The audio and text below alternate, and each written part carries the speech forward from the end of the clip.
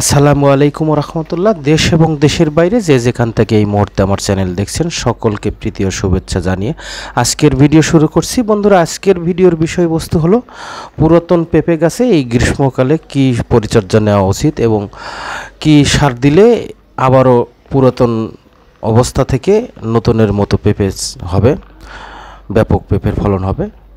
বন্ধুরা, আমি একটি পেঁপে গাছ লাগিয়েছিলাম, দেখতে পাচ্ছেন ইতিপূর্বে এই পেঁপে গাছের ভিডিও অনেক দেখেছেন। একটি ড্রামে পেঁপে গাছটি লাগিয়েছি। সেই ড্রামে আসলে পেঁপে গাছটি বেশি একটা মোটা হয়নি, তারপরেও অনেক পেঁপের ফলন হয় বলা চলে।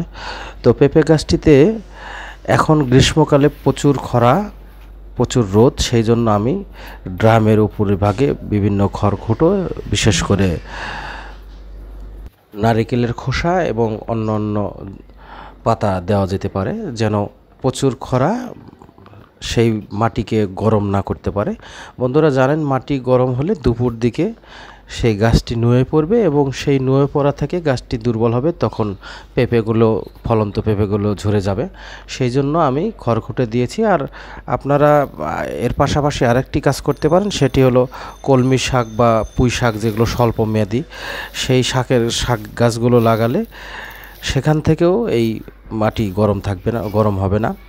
এই মতো অবস্থায় আরও বেশি খাবারের যোগান দিতে হবে। আরও বেশি খাবারের যোগান দিতে আমি একটি কম্পোস্ট সার বানিয়েছি। এই কম্পোস্ট সারটি দীর্ঘ 40 দিনের বেশি হবে প্রায়। বিভিন্ন তরকারির খোসা, কলার খোসা এবং পাতা, এগুলো একসঙ্গে পচিয়ে সেখানে একটি মাটির পাত্রে রেখেছি। বন্ধুরা, আমি আপনাদের সঙ্গে আরেকটি বিষয় শেয়ার করছি, সেটি হলো কম্পোস্ট বানানোর জন্য মাটির পাত্র অত্যন্ত ভালো আমি মনে করি, কারণ অন্যান্য পাত্রে দিলে সেগুলো তরল আকারে হয়ে থাকে এবং সেখানে ক্ষতিকারক কিছু ব্যাকটেরিয়া হয়ে থাকে।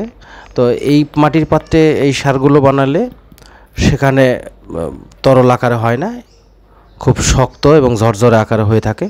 তো মোটামুটি এই কম্পোস্ট সারটি আমি এখন পেঁপে গাছে দিব। এই পেঁপে গাছে এই কম্পোস্ট সারটি দিলে বাড়তি খাবারের যোগান হবে, তখন আর পেঁপে, বিশেষ করে ফুল ঝরে যাওয়ায় এই রোগটি থেকে এই সার অত্যন্ত ভালো কার্যকারী হবে। তো এই সারটি দেওয়ার পরেও আপনারা একদিন পরে পানি দিবেন। পেঁপে গাছে জানেন যে বেশি পানি দিলে গোড়া পচা রোগ হয়ে থাকে, সেই জন্য পেঁপে গাছে পানি দেওয়ার ক্ষেত্রে খুব সাবধানতা অবলম্বন করতে হবে। তো এই সারটি যেহেতু ভেজা ভেজা, সেহেতু আজকে পানি না দিলে হবে। এই সারটি দেওয়ার পরে হালকা কিছু, অল্প উপরিভাগে কিছু নিড়ানি দিতে হবে, যেন সেই সর বাঁধার নিচের মাটিগুলো ভেঙে যায় এবং এই মাটির সঙ্গে কিছুটা মিক্সড হয়। বেশি ডিপলি নিড়ানি দিলে পেঁপে গাছের শিকড়গুলো ছিঁড়ে যেতে পারে, তখন ফুল অবশ্যই ঝরে যাবে।